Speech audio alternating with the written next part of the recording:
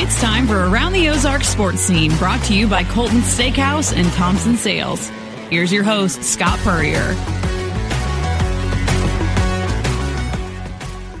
Welcome into another edition of Around the Ozarks Sports Scene. I am Scott Puryear. As always, big thank you for tuning in this week as we talk sports in the Ozarks and beyond. Big thank you to our sponsors, Colton's Steakhouse and Thompson Sales.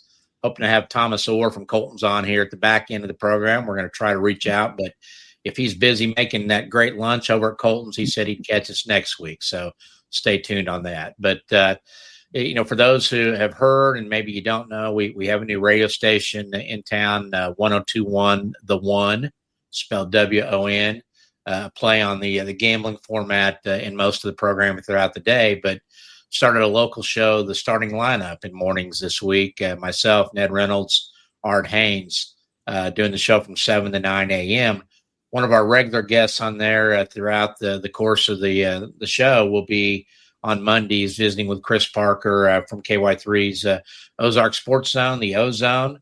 We had a lot to try to cram in about 10 minutes this week on Monday, so we're going to do the podcast where we can make Parker talk a little longer today. Chris, thanks for joining me. Always glad to be here and enjoyed my first appearance on the show. Yeah, that was fun. Yeah, and we'll mix in Sully every now and then. And the O-Zone is perfect for the Monday slot in my mind because we're recapping the weekend, and nobody does it better in the area than the O-Zone now that Wyatt has departed, to the middle of Kansas, middle of nowhere there. And he was always, you could go one or the other. I think Ryan Collingwood's doing a good job with the Citizens, staying on top of things. But when you need scores, you need numbers, you need award teams, the O-Zone is what we used to have in a sports page back in the day where you had an agate page. You could look up scores and records and all that. So thank you for the work you put in. You look like you might be in crossover season right now from fall to winter sports, just slightly fatigued. Oh yeah, that's this is actually one of the peak weeks of work for the entire year, because we've got all the state stuff finishing up, and now I'm already posting and writing basketball previews. So next week it slows down a bit because we'll just be to soccer and football after this week. But for now, I'm getting ready to sit down and watch New Covenant volleyball playing the Final Four here shortly on the stream, and Danielle will be up there starting tomorrow for 3 days up there in St. Joe. Now, volleyball starts today. This is Wednesday? Mm-hmm. Okay, yeah. I was under the impression Thursday, so I was wrong on that. But I know that Nixa plays tomorrow against Lafayette, I believe, a 10 a.m. start there. So they dragged this out 3 days or 4 days? It's 4 days now. They only had the one court back when they made that change a couple of years ago. They used to play down at the Show Me Center in Cape Girardeau. You would have both Class 5 semifinals playing at the same time on adjacent courts. But now it's a single court situation. And they also used to do it completely differently, where when you got to the Final Four, it was pool play. So all the teams would play each other in one day, and then the top two teams would play for the title the next day. So you'd actually play the teams back-to-back days. But they made the change to go more to have a traditional bracket setup to where, like every other sport is, to where you just play who stands in front of you. Well, if you've watched this podcast in the last 3 years, I like to bring Parker on 2 or 3 times to just get us caught up because nobody stays in tune with it as much as he does. So we're going to touch on all of it from the fall with the high schools, what's done, what's still coming up. Obviously, volleyball today with New Covenant. Nixa, Lafayette, matchup tomorrow morning at 10. Webb City, Mount Vernon, Liberal, and Winona, I think. Does that cover the volleyball? I think that hit all of them right there. Yeah, we got a really good representation down there, or up there this year. So one of the Nixa seniors, Addie O'Connell, good friends of our family. We spent a lot of time with her and her parents, and her dad and I were watching football over the weekend and talking about Lafayette. And I said, you need to show Addie Miracle, the Kurt Russell movie, with the U.S. hockey team win over Russia. And bad pairing on his part. He'd never even seen it yet, but I know they sat down and watched it Tuesday night. Is that kind of the task ahead for Nixa with this Lafayette Wildwood program? Give us the daunting numbers with them. I saw they're 38-1 on the year, correct? They are 38-1. I wouldn't go so far as to say miracle with them. They have lost this year. They lost to Lee Summit West, a 25-6 Class 5 team. They lost. That's their one loss is 2-1. So in-state public school, they've lost to them. Now they do have the history of 3 consecutive state titles, 9 total. They're going for their 10th in program history. But what Nixa has working for it is, I know some people might have been felt surprised by looking at Ozarks' record and Nixa's record to see Nixa come out 3-0 because Ozark was 32-3. The losses were 2 to Nixa and 1 to Wildwood. But Nixa played a pretty incredible schedule this year, Scott. Their losses, Bentonville West, St. Thomas Aquinas, Blue Valley West, Olathe West, and they have played this Lafayette Wildwood team, and they did take 1 set off of them. So, I mean, it's one of those that they know they can land a punch. They go in there knowing we can get 1. You just got to get 2 more. While Wildwood is obviously the favorite, they're always going to be a favorite. They're essentially the incarnate word of volleyball, the way they play with the talent they have there. Nixa, it's not like Nixa's incapable of winning. They know that they can take a set off of them. You know, and I thought more about this, and we know the really good coaches in the area. They're kind of household names if you're a high school sports fan. Annie Zimmerman kind of flies under the radar, doesn't she, with Nixa, with the teams she churns out each year, and every now and then they really rise up with a state contender. Would you agree?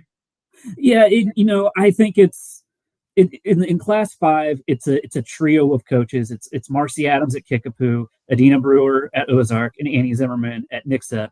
I looked it up. I can't remember the exact number off my head, but it's something crazy. Like in the last 10, 11, 12 years since they added a class and Willard moved down to Class 4, those 3 teams have been the district championship matchup. A combo. 2 of those 3 teams have been in the district championship for 10 of the last 11, 12 years, dating back to when Willard had their really good run with Jamily Hancock.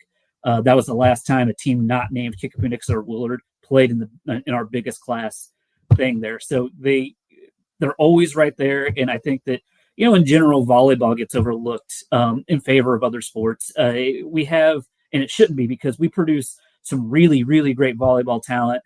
We generally have at least 1 Missouri State signee a year. Grace O'Reilly's up at Mizzou right now. Even dating back, Emily Thader was at Kickapoo, and in that Kickapoo team, there was also another girl. I can't remember her name off the top of my head, but she went to University of Miami, Ohio. Birdie Hendrickson was out at Florida, and then we produce a lot of high level volleyball talent in this area, and I don't think that gets even seen enough. Yeah, and by the time this airs, coming out midnight Thursday morning, New Covenant will have played. What was your expectation today? What is your expectation of them today in the Final Four? I think they've got a good shot. I think that's a pretty evenly matched situation there.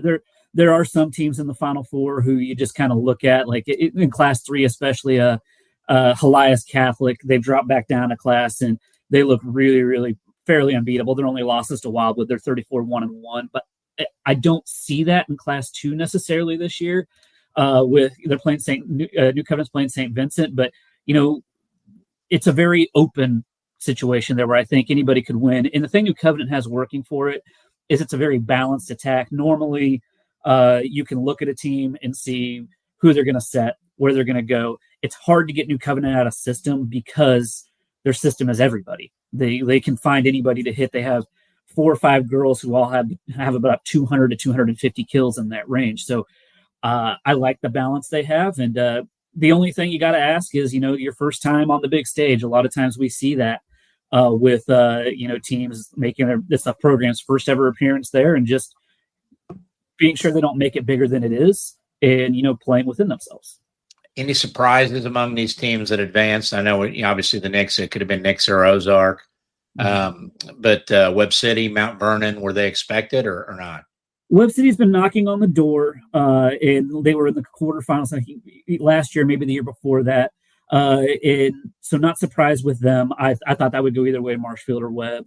Mount Vernon probably came as a little bit of a surprise because Logan Rogersville spent the whole year ranked in the top 10 of the state. They were the defending state runners-up.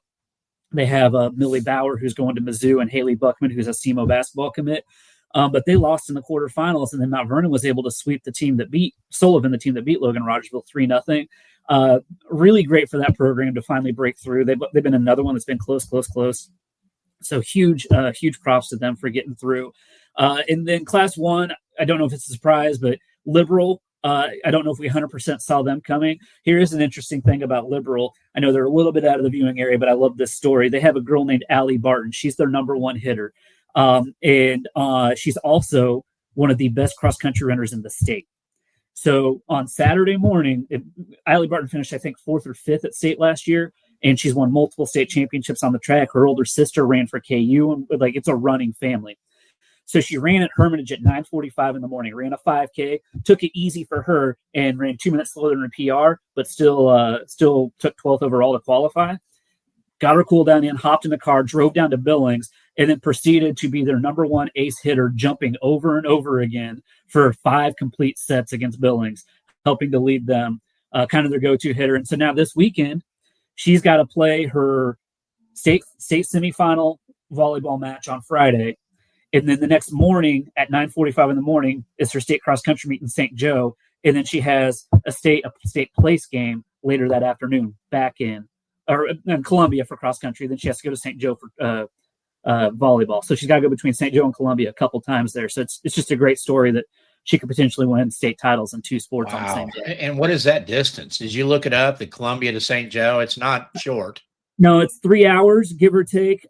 It's close. She probably wouldn't be able to stay for awards if say she won a state title or was all state in cross country. She's probably not going to be able to accept her medal because she's going to have to get back with her team over there up in St. Joe. So real busy weekend for her, but just an incredible athlete. And as you and I both are all about multiple sports and helping out any way she can with her athletic program there at Liberal. Well, if she really wanted to impress us, she would run from St. Joe to Columbia and back to get loose, before the volleyball and stuff. But no, that's phenomenal. So let's switch gears to football. You have the usual first round games, most of them blowouts to set up the semifinals in the districts. Locally, I know we've got a Nixa Ozark rematch of what's not been. Nixa hasn't had a tough game since early September. Mm-hmm. And, they ran through their gauntlet of the COC right off the bat, bang, bang, bang, bang, with Republic, Joplin, Webb, and Carthage in some order there. Ozark this week. Is Blue Springs South the first legitimate test they're going to face? And that'll be about 2 months apart. Yeah, I mean, they've already played all these teams. We've already seen the results. So that Blue Springs South game, doing my math, it will be, if it comes to pass, it will be at Nixa. So they will get that at home. On the state poll, yeah, there's I know Nixa was number 1 most of the year, but they kind of started to slip down the rankings because not anything they weren't doing, but because of the things CBC and Blue Springs South were doing. Liberty out of Kansas City, they've won a state title before, multiple state titles before, and they've only got 1 loss on the year. And that loss was to Blue Springs South 42-3. So Blue Springs South is beaten up on some real quality opponents, which is why those rankings changed the way they did. But even at that, I think in the final poll, there were three or four votes for each of the top 3 there. So it'll be an interesting finish to the season. But yeah, for Nixa, they're for the most part looking forward. And as an aside here, before we continue, there was talk about opening up 2 weeks in the COC schedule to allow teams to go play who they want. That got voted down, so that won't happen. But it's something I would have loved to see, give Nixa the chance if they wanted to put Blue Springs South on their schedule, they could, or CBC. And maybe teams who are competing towards the bottom of the standings could put other teams on their schedule and go out there and see kind of what's going on. But that got voted down. I would love to see it come back up for a vote and maybe pass in future years because those matchups are fun, Scott. When we see those out-of-conference things, like the Big 8 has 1 free week a year. Lamar played Tipton, a really good team. Seneca Carl Junction played each other, that old Big 8 rivalry. I like it when we get some non-conference games that, kind of change things up. Yeah, if that were the case this year and it were in effect, I would love to see like a Nixa versus, Broken Arrow or Jinx or Bentonville or Rogers or just something different. But, it's a moral dilemma for Coach Perry, these next 2 district games, because you have to get your kids conditioned and prepared to play 4 quarters of mentally tough football before you play Blue Springs South if it comes to fruition. But by the same token, if you play those kids, you're probably going to score 70 or 80 points and have people calling you out for running it up. I mean, what What does he do that's the right answer? I mean, there is no good answer, but ultimately everybody's got to do what's best for them at this time of year. And Yeah. I think that's kind of the answer. You got to do what's best. The goal is to win a state title. We are in the playoffs now, and you got to do what you have to do to get ready. I used to seed help seed the blue and gold. I'm trying to get Jay Osborne to let me seed it from now on. Now that he's back at Greenwood, and get some of those juicy matchups back together. But I guess the district matchup I want to see is Republic and Carthage in a district final. After the way they ended in the regular season, I thought Republic got screwed on that. It looked like an interception. Then we've got apparently Ed Hockley on the officiating crew out there calling it a simultaneous catch. What were your thoughts on the play, and are you looking forward to what would be a feisty matchup if those two can get to meet again? And I've talked to several people, and honestly, it's a 50-50 split on what they think about that play. But how big was that play? It's the difference between the number one seed hosting throughout versus getting Webb City this week. And then if you win that, Webb City Republic plays at Carthage. It was a huge call and a huge play. And again, I personally have had many people say different things on that one. Ultimately, it is what it is, and now they've got to play. And I would be interested to see Republic go back down there and kind of how that would look. It would definitely be the game of the week of any. That matchup in Thayer versus Marionville are kind of the two district championship matchups I've got circled as potential as the games you need to watch. Tell me about some of the teams that have kind of been, and I wouldn't say under the radar, but it's kind of been a Nixa, Republic, Carthage, Webb, everybody else this year, at least in the upper level of enrollments. But, Springfield Catholic, Logan Rogersville, what does the path look like for teams like that? Well, Highway 60 is the path. West Plains, Thayer, West Plains, Mountain View Liberty, and Mountain Grove all got District 1 seats this year. Okay. So everybody's got to go out there. So Springfield Catholic was in the driver's seat, but then they lost 2 games in a row to end the season, and that became the difference between hosting Mountain View Liberty for a title game and going to Mountain View Liberty. Okay. So for Catholic, one of the greatest turnarounds. I mean, Scott, you've been doing this for a long time too. Basketball teams, you can turn it around quickly because it's only 5. Football, it's hard to go from what Catholic was last year with 1 or 2 wins to what they were this year, starting out 7-0. Making that kind of turnaround it was an incredible coaching job by Wes Page and an incredible buy-in by the players. And so no matter what happens in this district playoffs for Catholic, no team has had a bigger turnaround, and I've been very impressed by them. But yeah, they've got to go. They're in a big SCA heavy district, which we know SCA, kind of like the Big 8, once you get to the postseason, that physical brand of football they play really shows up in a big way, to be honest with you. They're beef eaters. Those kids are beef eaters. They are. Yeah. Catholic and Forsyth, they played a really close game. They played this week. So Catholic's got to get through Forsyth. Forsyth ended up being the Mid-Lakes Conference champion, undefeated, or with the one loss, because Catholic did lose that last game, so they didn't have to split it. So that's one of the best semifinal games. West Plains does get to host. And on the other side of that district is in the other semifinal is Raj Carl Junction, but we've got Monette going out to West Plains. Now, if you remember, West Plains put up 50 on Rogersville. It's a 50-40 game. West Plains doesn't mind scoring the ball. We know a mock offense also likes to score the ball. So I expect a big number there in that Monette West Plains game. In terms of interest, that one's a very interesting one to me just because it's a matchup we never see. Monette and West Plains, Big 8, Ozark Mountain Conference. So I'm excited to see kind of how that one goes. And so Rogersville has to beat Carl Junction again, and then they would move on to the championship against the winner there. A lot of people don't realize you can't actually get from Monette to West Plains too. They just have never driven that, unless they go to Florida and drive through on their way. Raj and Joel Wells, he's done a great job getting that program going. What's their path? Their path is they're in that same district with West Plains and Monette. They play Carl Junction now, and then this week, and then if they win that, they get the winner of West Plains Monette. If it's Monette, they host. If it's West Plains, they go to West Plains. Again, that head-to-head, that 10-point game that they lost to West Plains at home, is the difference between the 1 seed and the 2 seed and a host or not host for that district championship game. And so kind of that's the path there. They're class 4. We don't have a lot of highly ranked teams, but they would play a Gateway or a Parkway North in the quarterfinals. At the top of that At the top of that class is Kearney, a really tough team. There are basically a few teams that seem like locks to win state. Kearney's been number one all year. In Class 2, Blair Oaks looks just unbeatable. And in Class 5, Platte County looks pretty unbeatable as well. And state football's in St. Joe too? It is in St. Joe. We're moving up there this year. Did I miss the memo that St. Joe became the epicenter of high school sports in the state of Missouri? Explain this to me. I don't know who all bid is the thing. It's a question I need to ask whether the sports commission here or MSHA. But I had heard that there weren't that many bids on state football. I don't know how many or who. And so it has to go somewhere. I think everybody thought it was going to stay at Mizzou.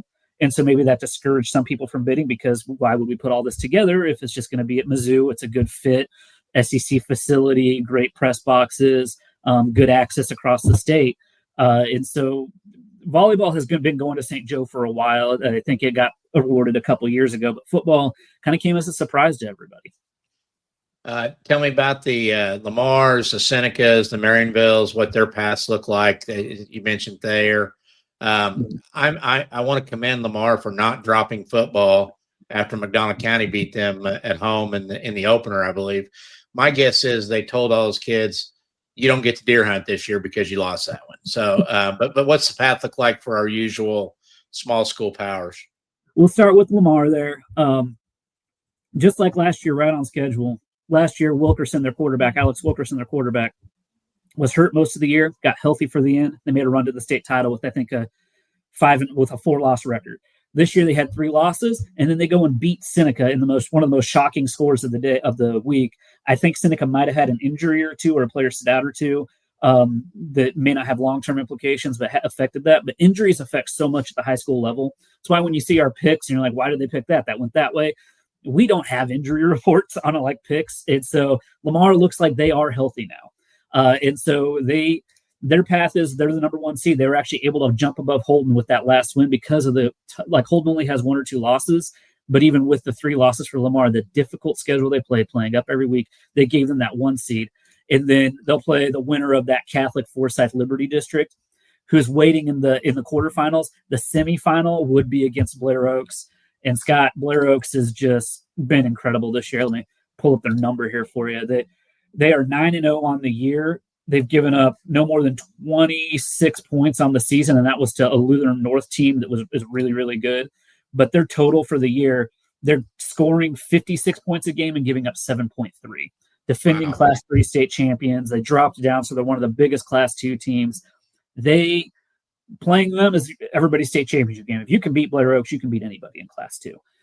So that drop down? I thought we lived in a world now where if you won, you moved up and you played. I know it's enrollment based, but is that just the individual sports that if you have a kid win cross country, all of a sudden you're a Class 5 program a couple of years? How does that work on the football versus the others? It's the same across all sports, and it's only for private schools. Blair Oaks isn't a private school. So Blair Oaks gets to move down. So only private schools are affected. That's why you see Springfield Catholic Soccer, for example. They are down in Class 2 this year after years of after winning district titles but not state titles, and now they're the favorite to win. If Springfield Catholic wins state soccer this year, they'll be back up in Class 3 next year. And you can have a kid win state cross country, an individual. But if the team does well, that's when you move up. That's when you move up classes. If you have an individual or 2 or 3 individuals and you're a private school, but you don't have a team, then you don't move up. That's what you see in a Class 1 cross country this year. I think 3 of the top 4 teams from last year's Class 1, I think they were Macaulay Catholic, Thomas Jefferson, and School of the Ozarks. They all moved up to Class 2 this year because they did well. And so now there's less of that top end talent in class. So our local district was basically won by former Class 1 teams in Class 2. So it is all a formula they have. Springfield Catholic cross country is just finally starting to come back down off of what Stephen Kielhoffner and that group did back in the late teens, like 18, 19, 20, that range of things. And so they're finally starting to matriculate back down from Class 5. But in a nutshell, it's only private schools and it is enrollment based. So my buddy Frank Deland of the Catholic girls, they're Class 10 now in golf, aren't they? Probably, or Class 15. I make the joke about Incarnate Word that eventually you need to then move them around to Class 1 basketball. You just keep sliding them on just up circle there. around. Yeah. all the way up. But yeah, no, that's the thing about Catholic. You mentioned them. There's nobody in class 4 that had an enrollment of less than 1,000. It classified enrollment, I should say. Classified, it's 9 through 11 enrollment from last year. That's the classified mission enrollment. It's not what you'll see on the official numbers for all 4 grades. And their Catholic's enrollment was something like 250 for classified, and they still were able to get a state trophy. And I play dumb a lot, and sometimes I'm not playing. I'm just dumb. But all these years, for some reason, I thought Blair Oaks was private. They're a public school. Out of Wardsville. Well, that sounds so private, Blair Oaks. I mean, it sounds like it's this tree-lined entrance like Augusta National where, you drop them off in Mercedes at the front door and they're Jaguars and stuff. But anyway, so my apologies to Blair Oaks. I had you pegged as private all ththese years. What about the Fighting White Squirrels at Marionville? That's another one where kind of a butterfly flaps its wings. Marionville has always had Springfield Central on the schedule. And that is for them playing up 4 classes, which is big for district seating. They lost Central off the schedule this year, and they added a class 3 level school out of Arkansas.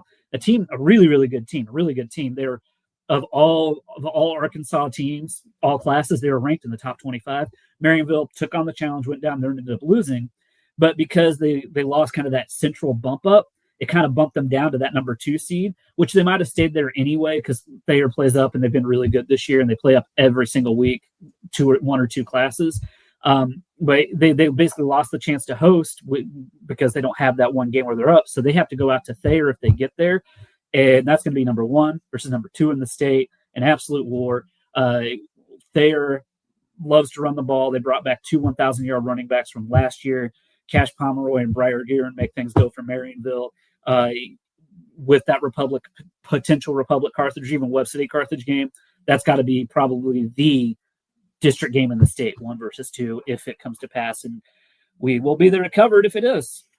So, Bill, you better leave now to get to Thayer. Yeah. So, state cross country coming up. You just had districts, correct? There is nothing in between districts and state, right? What's our outlook there with local kids and teams in cross country? Starting in class 5, Kickapoo, Kickapoo boys, they're going to be a threat up at the top of the rankings there because they had their top 5 spread 11 seconds apart. Their number 1 came across, and within the next 11 seconds, their number 5 was across. They beat a Rockers team that's really good, that has one of the best runners in the state. They beat Ray-Peck, which is always good.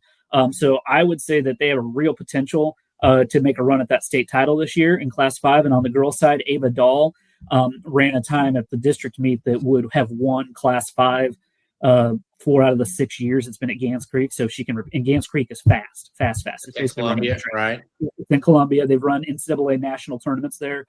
That is one that will never leave. It's going to be at Gans Creek until Gans Creek doesn't exist anymore. It is a special made, specific cross-country course that Columbia put together specifically to host those big national meets and the state meet. So, yeah, Gans Creek is an incredible facility. Like I said, it's really, really, really fast. How long has it been there? I think 6 years. I remember the old Jeff City days. When did they move away from Jeff City? Yeah, about 6 years ago, they moved away once this Gans Creek was done, and the courses couldn't be more different. Jefferson City rewarded toughness like no other. There was that what they called Heart Attack Hill, where you had to get up this hill. It was very hilly there at that golf course. Gans Creek is flat and fast. At the old Jefferson City course, if you saw kids running 15, 20, they were incredible. Now you're seeing kids up there at Gans Creek run 14:45. And that is some of the training techniques, and the kids are just getting faster, but that course is fast and you always run a good time there. So excited to see how that looks. In class 3, Senry Mendoza, he's a really interesting case. Normally you don't see the track football double for a distance runner, like the 3,200 meter. He's a 2-time 3,200 meter state champ, and you always wonder where he is on the cross country course. It's because the 3,200 meter state champ was playing football. This year he decided to dedicate to cross country because he knows it's his future. He's going to Oklahoma State. He is committed there. Signing days next week. I'm guessing he will sign probably a week from this Wednesday.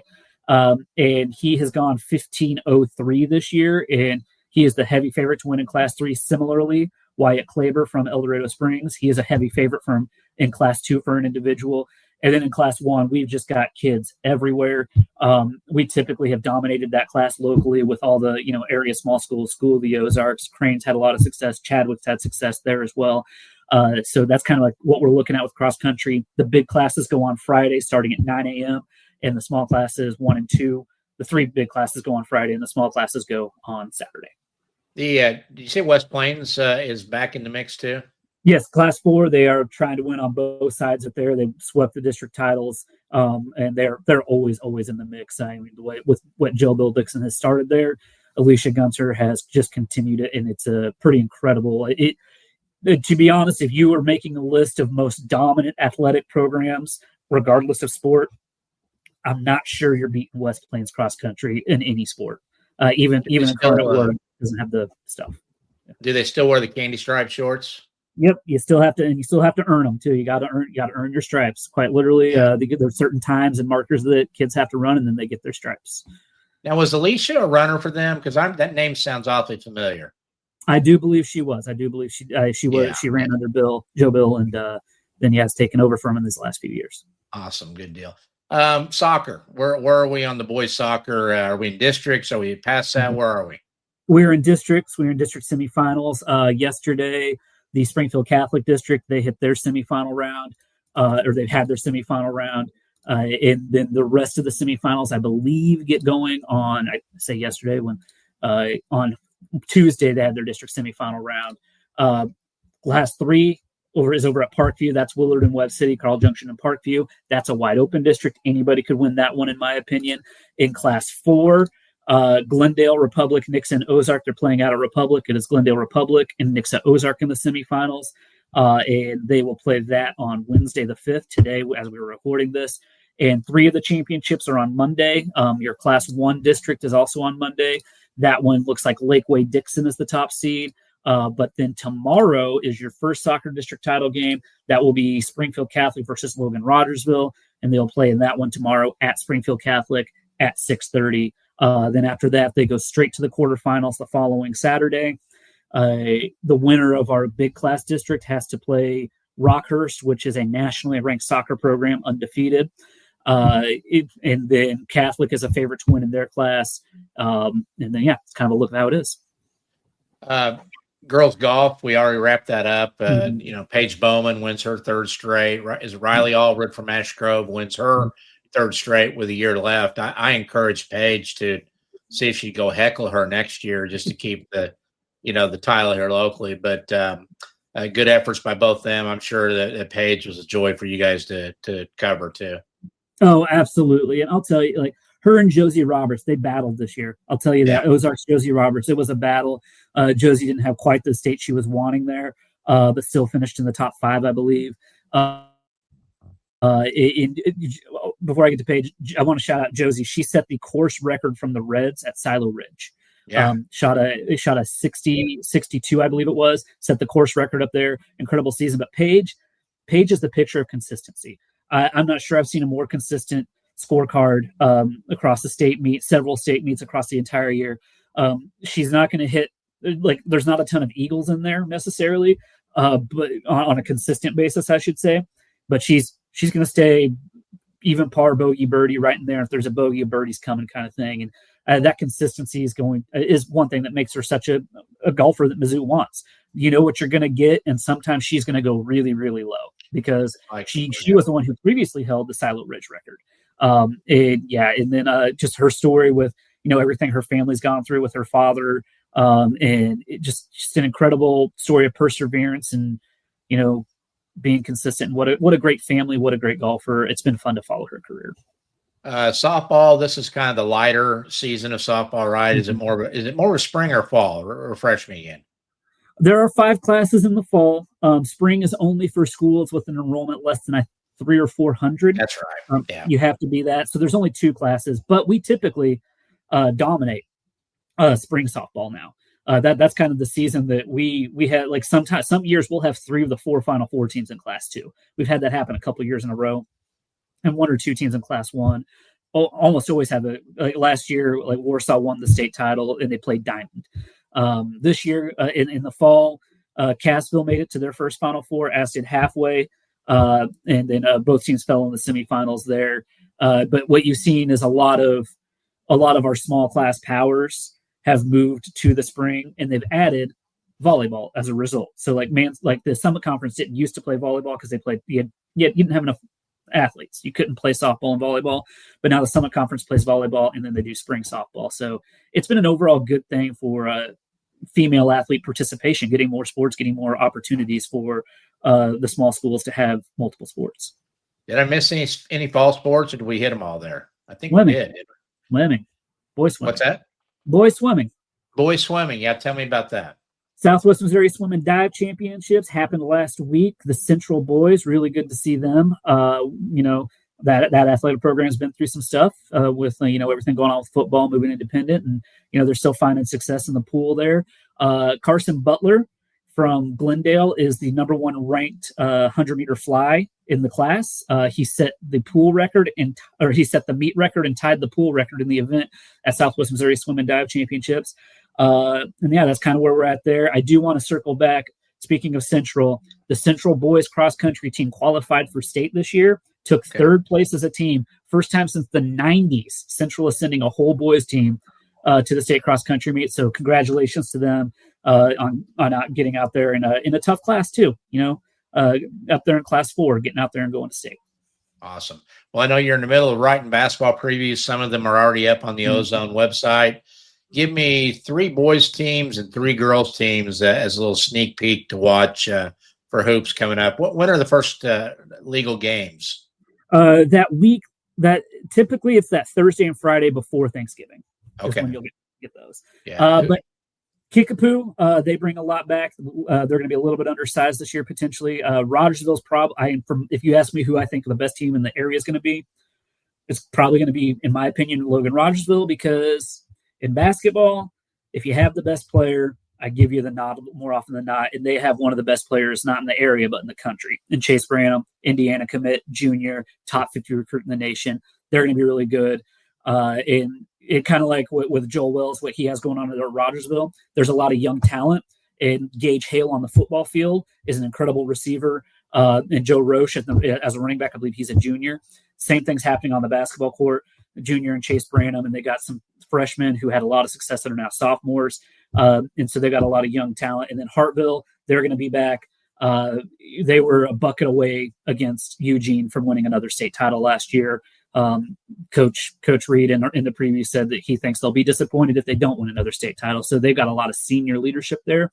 Flipping over to the girls' side, Rogersville brings back its top 8 scorers, including Haley Buckman, a SEMO commit that I mentioned earlier. They bring back their top 8 scorers from a Final Four team last year. Marshfield has 2 All-Staters in Quinn Aldridge and Peyton Ward, and they got a sophomore in Izzy Cherney, who is getting offers from like the Wichita State level of teams. And they were a quarterfinal team last year. Stratford has the 2 Larson girls, All-Staters, the daughters of the coach Dustin Larson. Elsie Larson's going to Colorado State. Her signing day should be coming up. That's 3, but on Kickapoo, you can't really talk about girls basketball without Kickapoo. They added a couple of Link Academy transfers this year. And so I think we're in for a really, really strong year of basketball on both the boys and girls sides. There's been a lot of young talent that's been kind of coming up, and that young talent's older talent now. And I'm excited for this basketball season. I think the blue and gold and I think the pink and white are going to be just 2 incredible tournaments this year. And you told me the Tournament Champions field, Bass Pro Tournament Champions, looks stellar again this year coming up in January. Yes, we have the number 2 and number 4 recruit in the class of 2026 coming. Max Preps just released its high school rankings. Now, they do a few years back, Max Preps started ranking the academies like Link separate from teams that can compete for state titles. This is a non-academy year in the TFC, and of the 8 teams in the tournament, all 5 non-Missouri teams are ranked in the top 20 of Max Preps initial rankings, with Paul VI, I believe, being ranked the highest at 7th, but they're all between like 7th and 19th.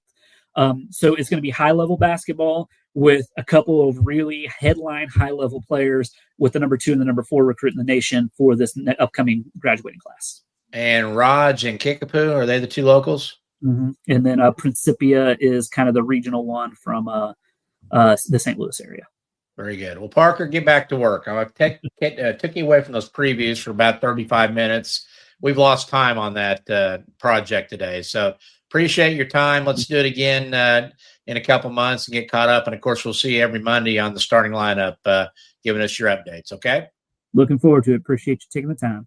You bet. Thanks, Chris.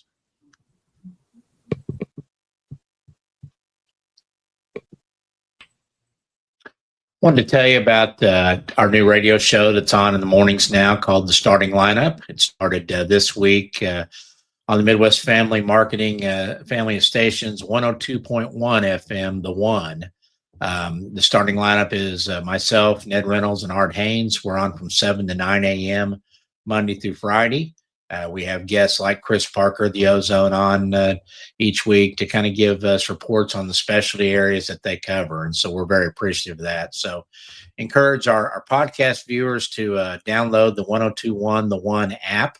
They'll have archived content on there shortly, chances to enter contests through Midwest Family, and really a great place to catch up on sports on a daily basis in the mornings and each week. So very appreciative of the opportunity to join the team at 102.1 The One and the Starting Lineup show with Ned and Art.